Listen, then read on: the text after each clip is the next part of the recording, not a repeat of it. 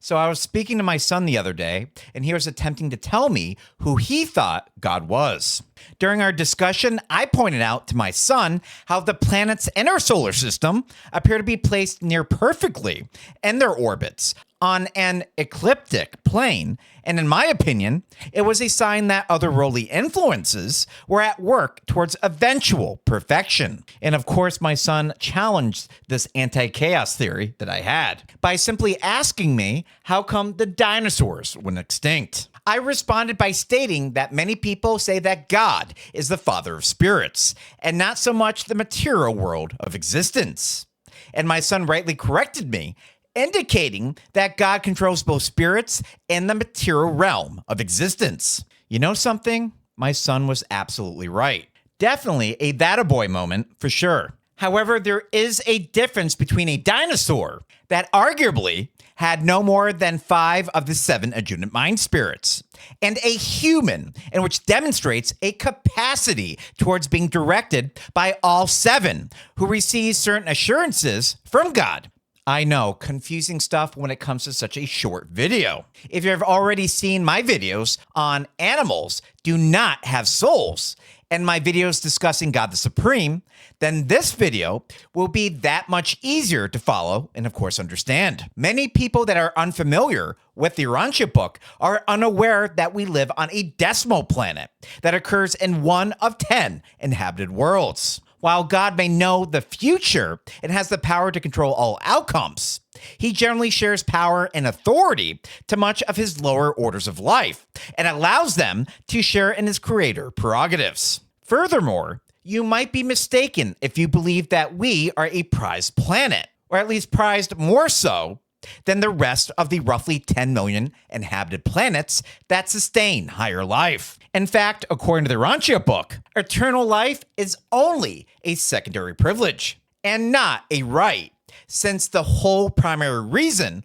why we're here in the first place is to fuel a self-actualizing form of God that feeds off of creature experiences, known as God the Supreme. But I have a hard time explaining that to a full-grown adult rather than a 9-year-old child, which is why I am satiated with such a wonderful response that my son gave me. Our concept of truth should develop with us rather than feeding someone exclusively our own perspective. I would imagine one of the reasons why you're watching this channel in the first place is that you're ready to receive some of my perspective, symbolizing potential further spiritual advancement.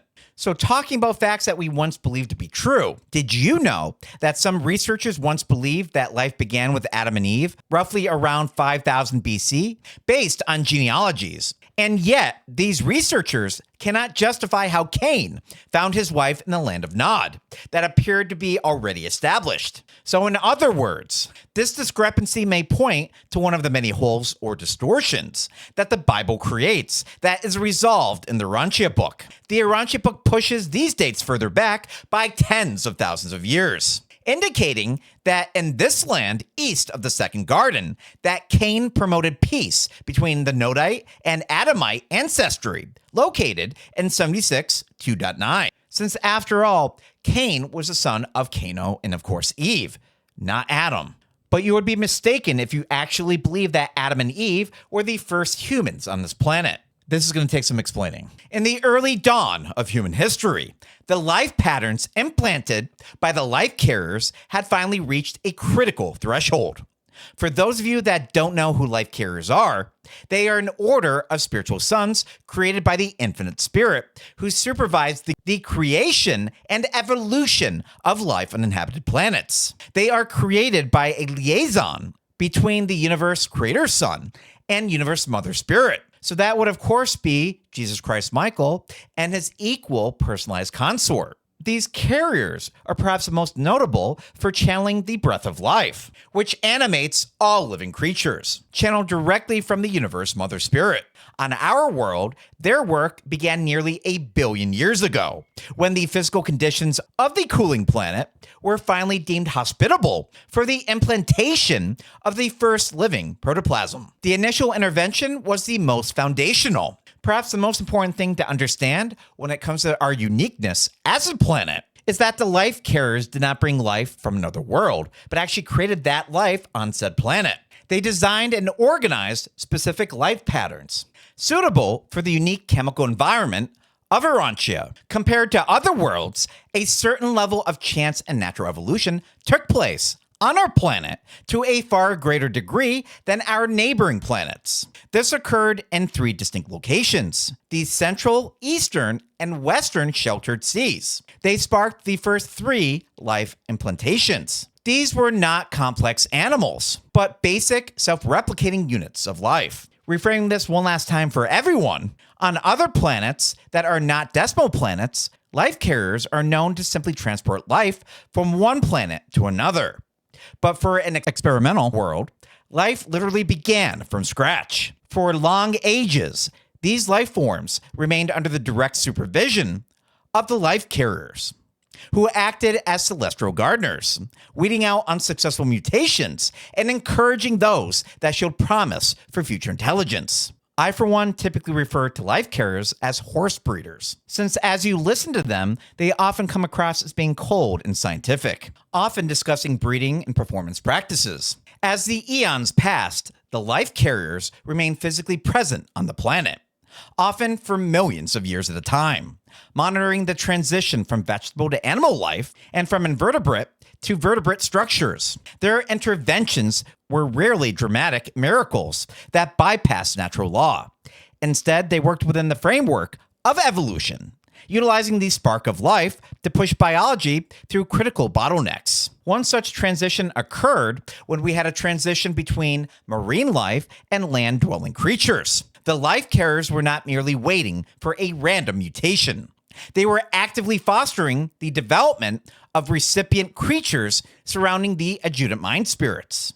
These are 7 levels of mind ministry, ranging from intuition and understanding to courage and worship, that circle a planet and find expression in creatures as their brains become sufficiently more complex. What makes humans so very special aligns with the last 2 adjutant mind spirits, which includes the spirit of wisdom and the spirit of worship. It is the very acknowledgement of these 2 spirits that led to the very acknowledgement through the worship of their Heavenly Father that Andon and Fanta immediately changed the course of life carrier involvement. In 65 1.8, it indicates that after organic evolution has run a certain course and free will of the human type has appeared in the highest evolving organisms, the life carriers must either leave the planet or take reunification vows. That is, they must pledge themselves to refrain from all attempts further to influence the course of organic evolution. To make things simpler for new viewers,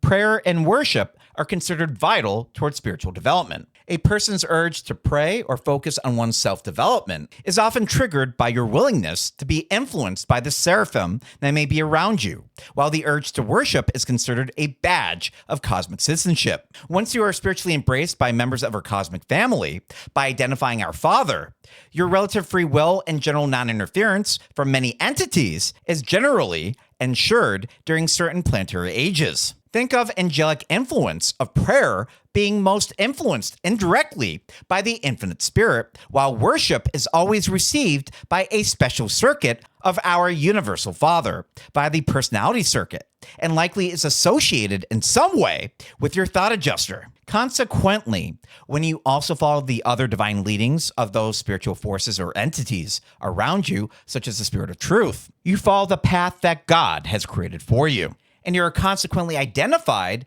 as a cherished ward of your local universe creator son, Christ Michael. However, when you have fully chosen to willfully follow the divine plan, Then do you truly become one of the many sons of God by fusing with the spark of God inside of you, known as the thought adjuster, or by several other ways, God spiritualizes souls. Once you make your way to Havona, you begin receiving more individualized instruction by a series of guides as you make your way to the eternal Isle of Paradise. I know, it's a lot of information being thrown at you all at once, but try to absorb what you can, and we'll go over the rest again sometime in future videos for easier absorption.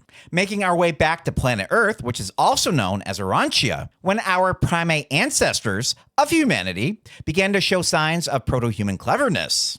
The life carriers were there to guard the lineage. They protected the life stream from extinction during ice ages and volcanic upheavals, ensuring that the specific genetic line leading to Andon Infanta remained unbroken. And don't forget, much like the dinosaurs, there are several upheavals during our ancestry where we probably should have died.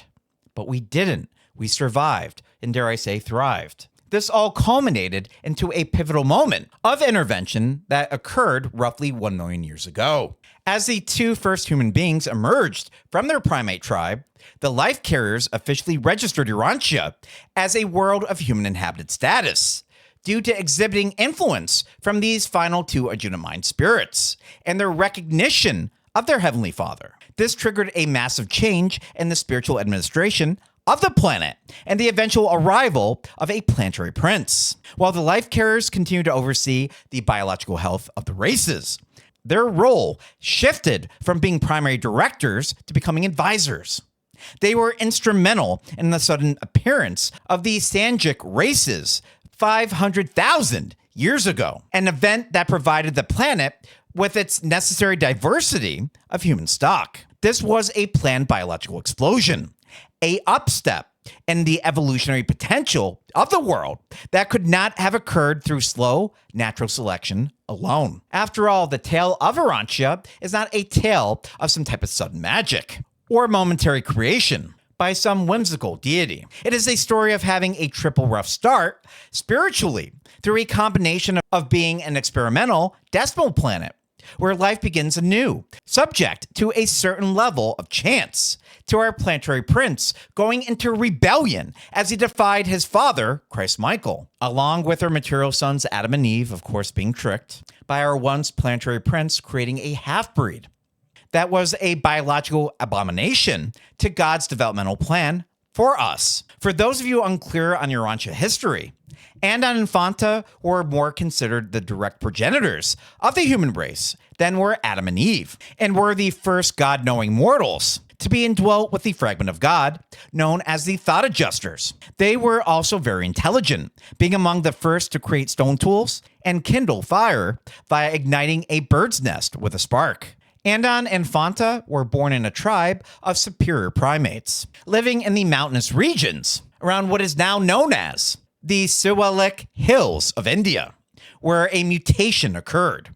This was not a gradual change, but a sudden leap. In the Urantia book, when we hear the term suddenly appeared, like we do loosely 19 times in the Urantia book, it generally hints towards outside evolutionary influence without attribution. Suddenly, two twins were born who possessed a unique quality that their parents lacked: the ability to make a moral choice and the spark of true human personality. These were the ancestors of all mankind. They were the pioneers of the human experience, fleeing their primitive kin to establish a new lineage. In addition to the use of fire and the creation of flint tools, the twins exhibited the beginnings of a language that could communicate more than mere animal warnings or cues. They were the founders of the human race, and from their loins sprang the first evolutionary tribe, the Andonites. For hundreds of thousands of years, the Andonites were the sole representatives of humanity on Urantia. They were a hardy, resourceful people, but they were limited by the harshness of their environment and the constant threat of the advancing and receding ice sheets. They spread across the northern hemispheres, leaving behind the remnants of their culture in the caves of Europe and the river valleys of Asia. But the divine plan for planetary evolution did not stop there. It did not just call for mere survival. It called for the diversification of the human stock to prepare the world for a higher spiritual and social revelation. This diversification arrived approximately 500,000 years ago with the sudden appearance of the Sanjic family. In a single generation within a tribe of Andinites living in the highlands of India, 19 children were born who exhibited different skin pigmentations and intellectual capacities. Much like the sudden advancements of Anna Infanta suddenly appearing, just as much can be said about the original colored races of the world where divine intervention was likely apparent, literally triggered by the arrival of our planetary prince, and appeared to possibly come as a brief surprise to the life carriers, since such an evolution appears to generally happen over hundreds of years and not in a single family, as is what had transpired on our planet. This was the origin of the 6 colored races: the red, the orange, the yellow, green, blue, and of course the indigo. This was not an accident of climate or a slow adaptation to sunlight. It was a biological intervention designed to provide the planet with a rich tapestry of human potential, each race possessing unique strengths and predispositions that were intended to eventually blend into a unified superior human type. The red man or the Native Americans were the first to emerge, like on many other planets, a proud and vigorous race that eventually migrated across the Bering Land Bridge to, of course, the Americas. They were the keepers of the earliest traditions of human dignity and social organization. Close on their heels were the orange and green races, groups that unfortunately lacked the stamina of their cousins. The orange race, prone to the internal strife and a lack of cooperative spirit, was eventually absorbed or extinguished, leaving behind only traces of their influence in the early cultures of North Africa and the Middle East. The green race, though physically strong, lacked the intellectual drive of the others and was largely absorbed by the indigo and yellow peoples. The yellow race was the most stable and enduring of the primary Sanjic stocks. They migrated eastward into the vast plains of China, where they developed a culture based on their social cohesion, ancestral respect, and their pragmatic approach to life that has allowed them to survive as a distinct ethnic identity for 500,000 years. The blue man, the ancestor of the modern Caucasian, moved westward into Europe. They were a race of great artistic and inventive potential, but they were also prone to intense individualism and tribal warfare. Finally, the indigo race settled in Africa, a people of great physical resilience and a deep rhythmic connection to the natural world. For millennia, these races struggled and competed. History is marked by epic migrations and the slow, painful development of these early primitive civilizations.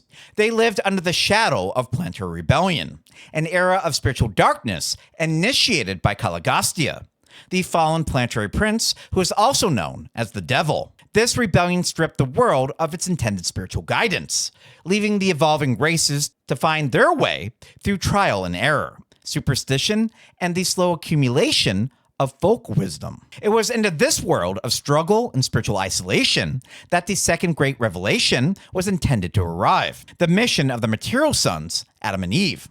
The arrival of Adam and Eve approximately 38,000 years ago was not intended to be a religious event in the way modern humanity understands it. They were the biological uplifters, sent from the system capital to provide a fresh infusion of violet plasma, a superior genetic strain, into a struggling future race. Their mission was to establish a magnificent garden, a center of culture and education, and through their offspring, gradually blend their superior biological heritage with the best of the red, yellow, and blue races. This was meant to be a process of thousands of years, a peaceful and orderly elevation of the human species.